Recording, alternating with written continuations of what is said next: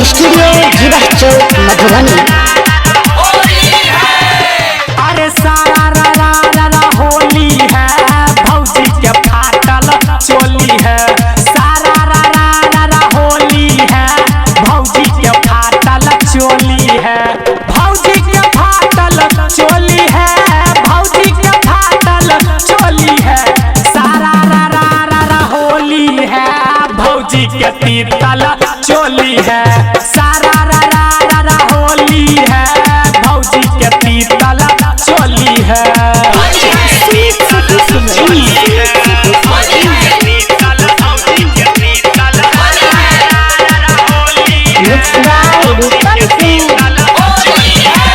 घोर पिचकारी में हरियर रंग हो, रंग देव भौजी के सारा उमंग हो। सारा उमंग हो, सारा उमंग हो। घोर पिचकारी में ललका रंग हो, रंग देव भौजी के सारा उमंग हो। साथ में मेरा पूरा टोली है, साथ में मेरा पूरा टोली है। सारा रा रा होली है, भौजी के फाटल चोली है। सारा रा रा होली है, भौजी के तीतल चोली है।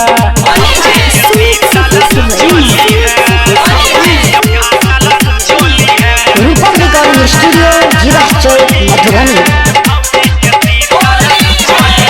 अरे गोर दुनु गाल लागे छै पुआ, ढोरी बुझाई छै जेना कि कुआ, जेना कि कुआ, जेना कि कुआ। अरे गोर दुनु गाल लागे छै पुआ, ढोरी बुझाई छै जेना कि कुआ।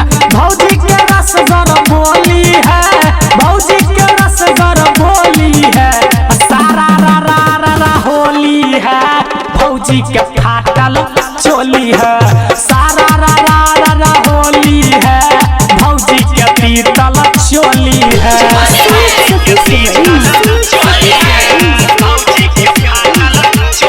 रूपम रिकॉर्डिंग स्टूडियो जीवा चौक मधुबनी। भाइयों ने रोक देते हमरा उमंग के, एहि बेर छोड़ा देबै लागल जंग के, लागल जंग के, लागल जंग के।